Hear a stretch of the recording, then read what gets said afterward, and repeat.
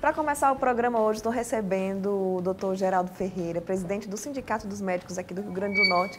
Dr. Geraldo, já quero dar bom dia, mas parabenizar por esse trabalho de conscientização da população, trazendo muitos vídeos e informações aí voltadas para a questão da prevenção da saúde, né? São tantas doenças e a gente precisa mudar de hábitos, né? Eu estou gostando dessa tecla que o senhor está batendo sempre. Obrigado. Bom dia para você, bom dia para quem nos assiste. É verdade, é uma preocupação muito grande porque o sindicato ele se volta para um público interno, não é? São os médicos, nós temos lutas corporativas que dizem respeito a condições de trabalho, remuneração adequada, mas o outro olhar é para a população. Não existe trabalho médico que não se volte para a população.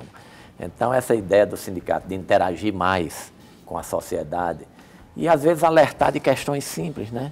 Essas questões que vocês colocam no dia a dia do programa, né? De vocês, nas exibições, qualidade de vida, alimentação saudável, exercício físico, não é? Essas questões que a gente tem que martelar, né? Martelar, martelar, martelar. Escolhas simples, o que é que o senhor poderia listar aí de escolhas que a gente tem que fazer no dia a dia para garantir essa qualidade de vida e essa longevidade?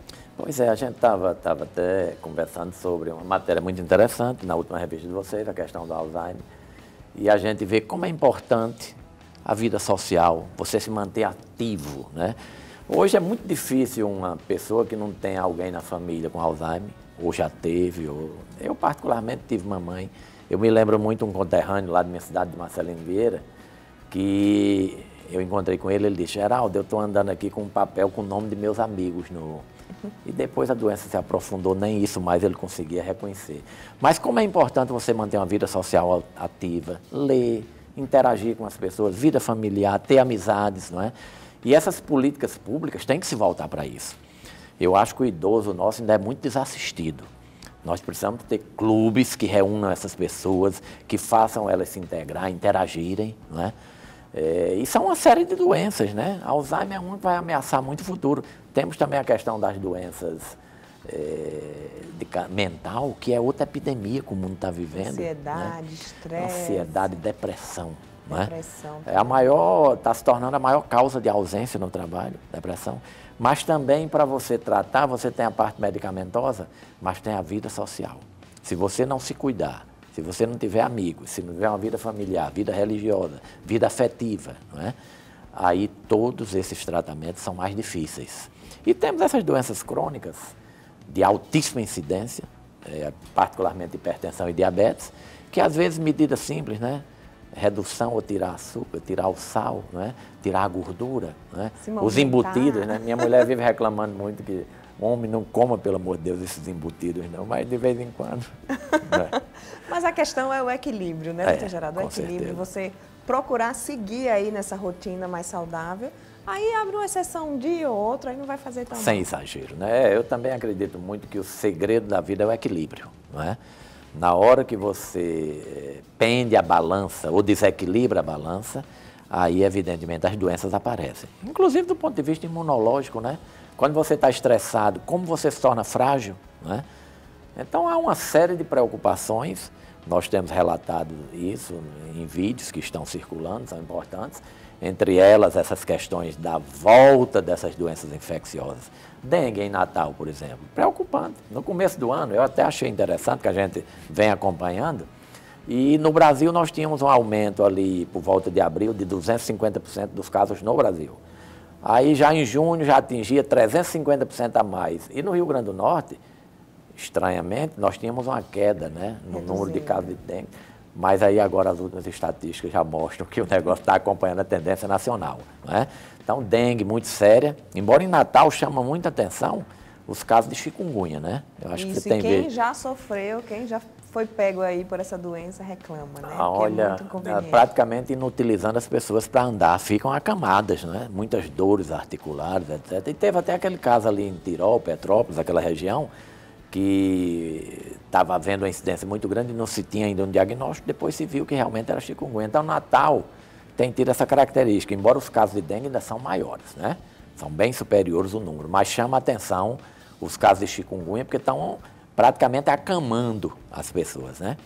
E mais essa ameaça terrível agora de sarampo, não é? Teve um caso de adulto e essa semana tivemos um caso de uma criança. É muito preocupante. Por que isso?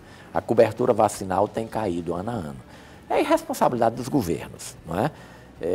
Tudo passa por uma questão de investimentos. Quando você investe pouco, você tem menos equipes, você tem menos possibilidade de deslocar, porque você tem que chegar, como diria o cantor, aonde o povo está, né? É porque a gente está aqui na cidade, mas imagina a população que não tem acesso a nenhuma informação, né? E muitas vezes você tem que ir tem que ir nas feiras, tem que ir no supermercado, tem que ir no shopping, que é onde o povo está, e aproveitar para vacinar, né?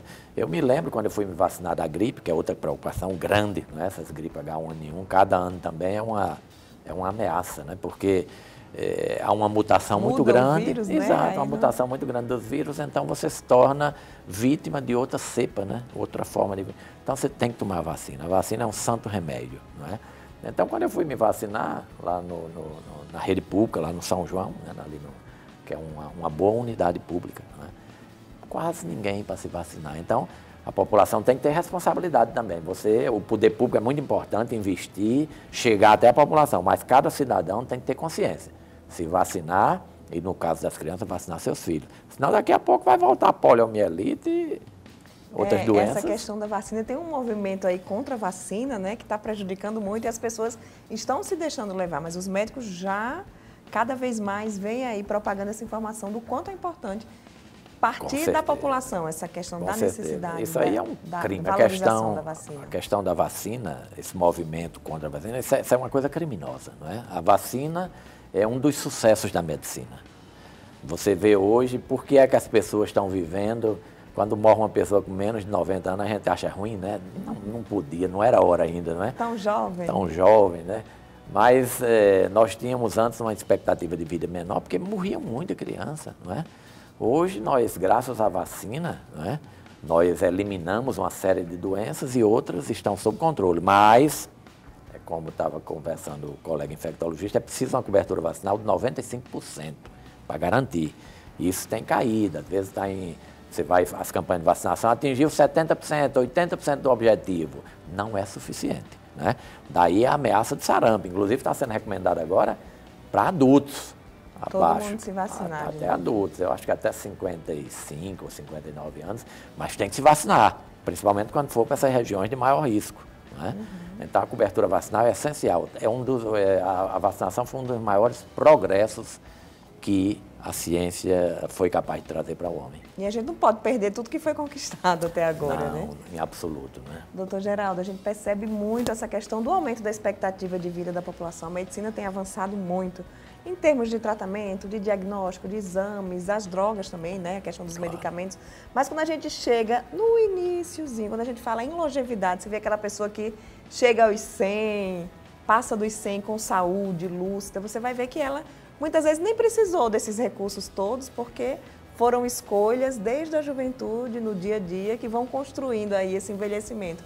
E é aí que passa, né, essa questão desse trabalho do Sindicato dos Médicos voltado para a população, exatamente de conscientizar, porque a escolha, a vida é de cada um, né? Então, se eu escolho o que é que eu vou comer, se eu escolho subir na escada, ir no elevador, dormir bem, né? São escolhas simples no dia a dia que faz diferença. Onde é que está aí?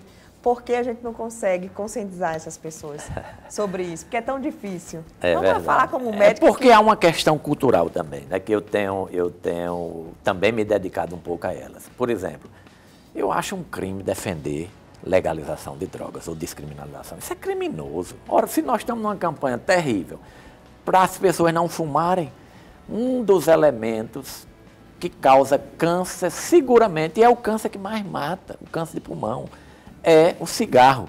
Então a sociedade avançou na direção de afastar o fumo. Embora há um movimento começando na Europa, Estados Unidos, o povo voltando um pouco a fumar e não sabe o mal que estão causando, né?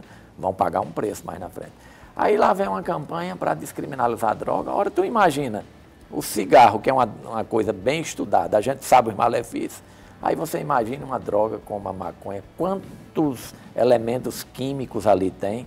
E sabidamente, você tem alterações de caráter mental, esquizofrenia, depressões, aumento do número de suicídios. Uma questão gravíssima nas drogas é a pessoa é afastada do seu convívio familiar, do seu ambiente de trabalho, se aproxima da criminalidade. Então, essas coisas são criminosas, a gente não pode. Então, nós temos nos dedicado muito a essa questão comportamental, não é? Nós temos também a questão do liberalismo comportamental, por exemplo. Nós não queremos aqui estar dando lição de moral a ninguém, mas é claro que há uma explosão no mundo nas doenças sexualmente transmissíveis. No Brasil, nós estamos na contramão. O mundo todo diminuiu os casos de infecção por HIV. No Brasil, nós aumentamos o número de... Por quê? Porque é preciso que as campanhas sejam bem feitas, sexo seguro, diminuição do número de parceiros, etc. Não é simplesmente chegar um carnaval e o camarada pegar uma camisinha na mão e sair pinotando e dizendo faça, use e abuse. Não é assim, né? Então passa também por responsabilidade pessoal. Não é só no carnaval, né? É no ano inteiro. Pois é, então precisa-se ter cuidado, né? Precisa-se ter cuidado, ter zelo, seu organismo é um templo, né? Seu organismo é um templo sagrado. Você tem que ter zelo por ele. Nosso tempo é curto, mas eu queria deixar as câmeras abertas para esse momento de conscientização, né? Claro. Da população, que realmente é você que vai ter maior interferência aí na sua saúde, na sua qualidade de vida. É perfeito. Eu acho assim que nós vamos caminhar na medicina para uma coisa... Eu tenho acompanhado muito essa evolução tecnológica, não é? Está chegando a um ponto que essa questão dos algoritmos, não é? Vai... A maioria dos pacientes, a verdade é que eles chegam já quase com diagnóstico para o médico. Já chega com tudo. Já chega e sabe até o tratamento, não é? Então, o papel do médico vai ser esse papel de conscientizar, né? Ele vai ser uma pessoa importante do seu lado para lhe abrir os olhos, para que você siga aquelas recomendações, né? Às vezes tão simples, né? De ter uma vida saudável, que é o que vai fazê-la alcançar 100 anos de vida, não é? É uma batalha contínua. A primeira batalha para aumentar a longevidade foram as vacinas, né? Depois esses tratamentos simples, por exemplo, hidratação para diarreia. Aí depois vem o controle dessas doenças crônicas, que é diabetes, hipertensão. Estamos chegando já no nível de controle do câncer, que atinge muito na idade avançada. E depois vem Alzheimer, que hoje também é uma causa crescente de óbito. Então, como você bem colocou, são medidas que você tem que tomar desde a infância. Já os pais se preocupando com vida os filhos. Saudável durante todo o seu espectro de vida. É isso que a gente recomenda para todos, né? Ótimo. Muito obrigada, doutor Geraldo. Volte sempre aqui para o nosso programa, que nosso objetivo é exatamente informar e incentivar as pessoas aí a seguirem por esse caminho mais saudável. Obrigado a você. Bom dia para todos. Obrigada. E a gente vai para um rápido intervalo. Não sai daí. Já já tem mais Viver Bem.